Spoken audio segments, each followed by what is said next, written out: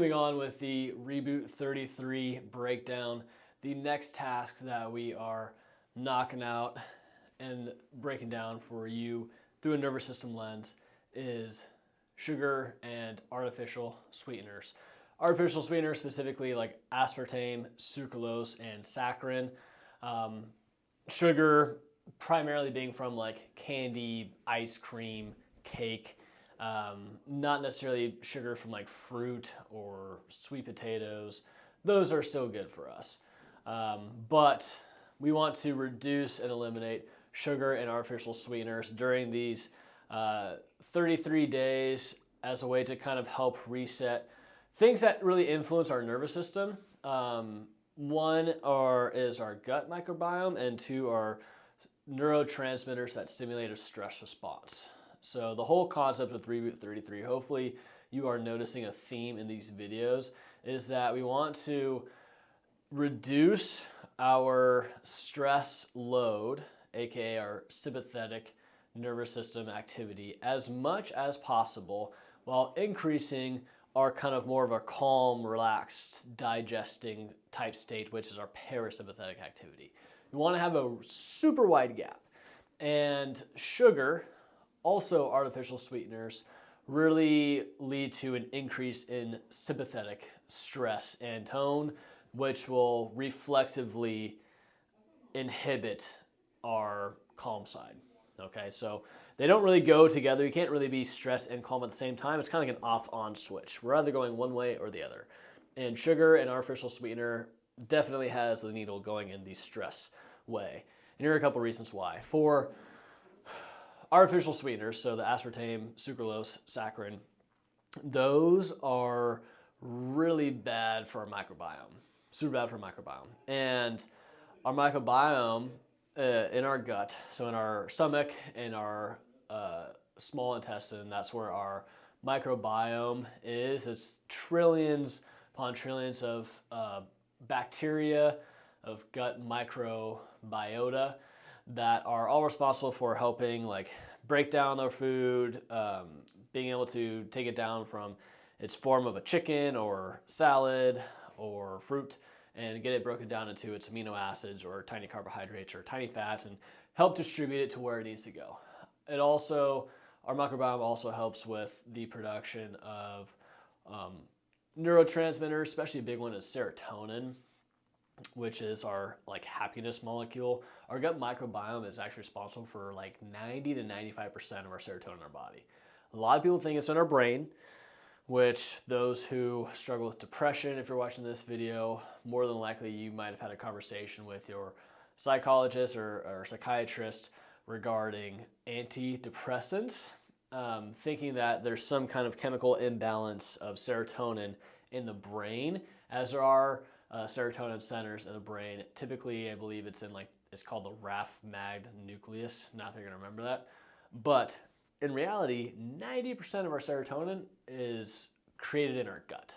So fixing our gut health is going to have a greater leverage towards the overall mood, happiness, well-being that we have strictly from a serotonin optimizing standpoint. So addressing our gut is going to be super critical for that. Artificial sweeteners, sugars, mess our gut up, wreck our gut up. It will lead to different kinds of gut microbiome, kind of the whole population will change. It'll start catering towards, I want the Skittles, I want the Snickers, I want the rainbow sorbet ice cream, I want the big cake, I want those things versus, hey, give me a salad, give me some spinach, give me some raspberries, give me some eggs. It'll start trending towards that, primarily because of dopamine kicks. I mean, when we get sugar in us, yeah, we get that little sugar high, right? But it actually doesn't fill us up, and it's super detrimental for our gut microbiome, which will have a negative impact on something called the vagus nerve. Vagus nerve is the main parasympathetic highway. It's the main parasympathetic conduit. So the calm side of our nervous system, which is called our parasympathetic nervous system, the main highway for that is called our vagus nerve. And our vagus nerve, it originates up here, and it goes to like 90% of our organs has vagus nerve attachments. whether it's taking information from our organ, relaying up to here, letting our brain know what's going on, or also output from vagus nerve, brain, down into organ to then get the desired outcome that organ is requesting, essentially. So when our vagus nerve is being interfered with, and it's got a ton in our gut, sorry to mention that, it's got a ton of nerve endings throughout our entire gut. I mean, it's like a spider web. When we are putting bad things into our body, especially sugar, especially artificial sweeteners, also even the fried foods, if we're putting those things into our system and our gut, it's going to have a negative impact on the function of our vagus nerve. We have negative impact or negative function. Another word for that is malfunction. Something is malfunctioning. Our vagus nerve will start malfunctioning. Our vagus nerve helps control like our throat function, our esophagus function, heart function, lung function, stomach, liver, spleen, small intestine. I mean, you name it, it's got an influence on it. And if it's not working properly, well, then we can expect to see negative symptoms associated with those areas. So signs of negative kind of vagal nerve tone, vagus nerve health are like high irregular heart rates, tachycardia, bradycardia, palpitations, arrhythmias, such as like atrial fibrillation, things like that. Shortness of breath, asthma, that's one. Acid reflux with our esophagus, bloating, constipation, diarrhea. You can even get into like autoimmune diseases such as Crohn's or Hashimoto's or celiac disease. I mean, you have all those that are going on in our system, and most of them are due to impaired immune system function, which are due to impaired vagus nerve function. And one of the biggest culprits of impaired vagus nerve function is from our gut. You might have heard like gut-brain connection, gut-brain axis. Well, this is a big piece. Why? It's because it's connecting the two. I mean, we need those to work together.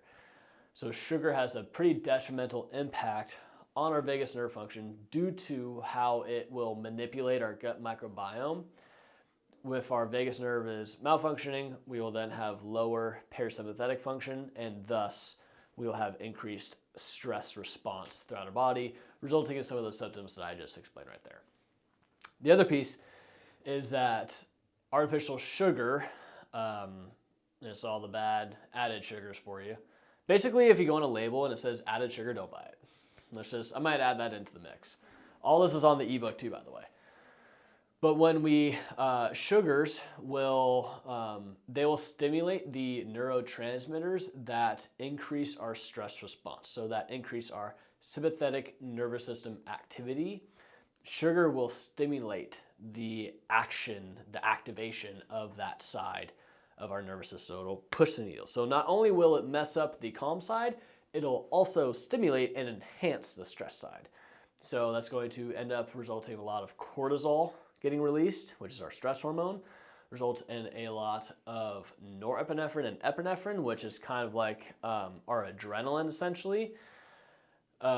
Initially, sugar releases a lot of dopamine, which that's the big dopamine kick. Now you might feel like the sugar rush and everything. Well, when it's from a negative source, dopamine will actually break down. Its next product that it gets converted to is cortisol.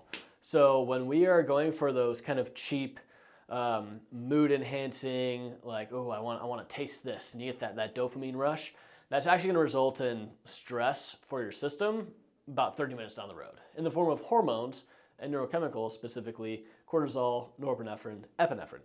We don't want that to happen whatsoever.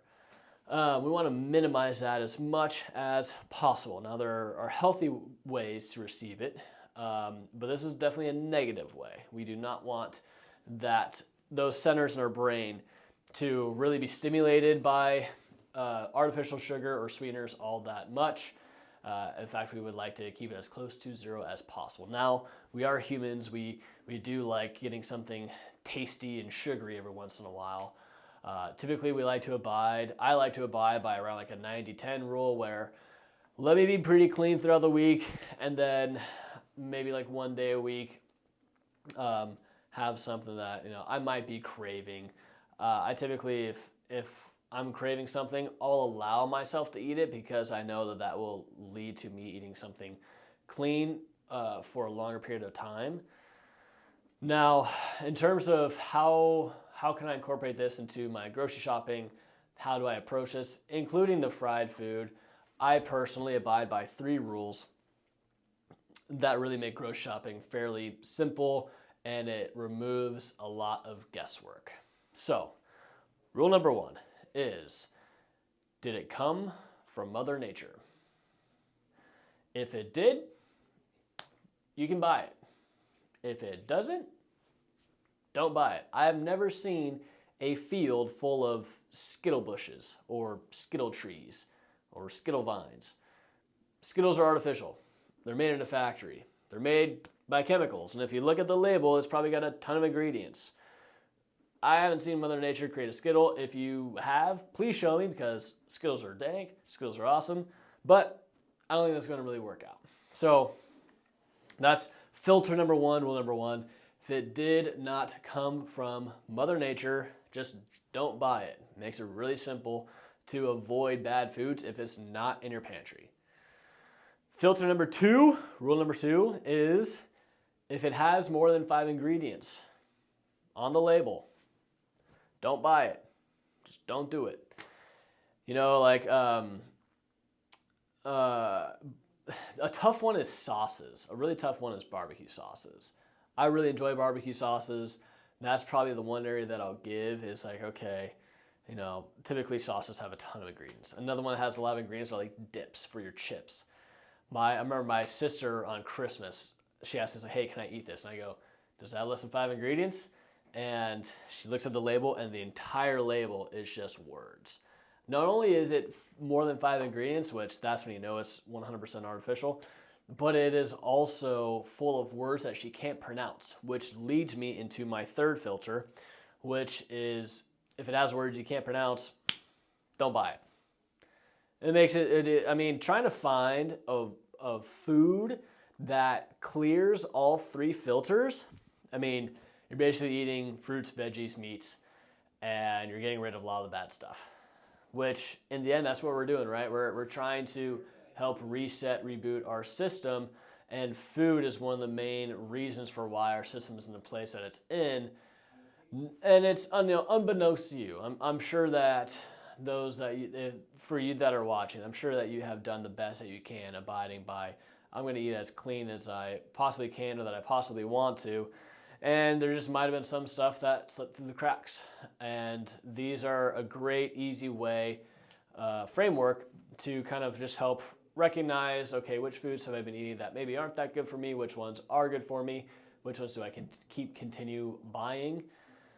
And for me, those are the 3 easiest ways to approach shopping and ordering food and cooking. It's just, hey, does it meet these 3 criteria? If it does, then yes, I'll put it in my body. If not, then I still put it in my body, then I know confidently that I'm essentially poisoning myself. And you might think that's a little bit extreme, but those words are that long for a reason. It's because they're made in factories and they're chemicals, and they are designed pretty much to get us sick. So and part of that reason is what it does to our gut microbiome, what that does to our vagus nerve, how that impacts our nervous system, leading to stress hormones. It's this whole cycle going on. And a lot of that is rooted from sugar, artificial sweeteners, additionally, words we can't pronounce. I probably would add that onto our list. I might do that, actually, now that I think about it. So that is a no sugar, no artificial sweetener. Can you go 33 straight days without having artificial sugar, without having artificial sweetener? You can have mangoes, you can have berries, you can have fruits, you can have sweet potatoes. Go gung-hung with those. Let those be your source of sugar, at least for these next 33 days. And if you do not feel any better by the end of these 33 days, then by all means, go back to your old habits. 100%. Just be like, these habits are busted. Go back. But if you do feel like, okay, something is changing, keep it up.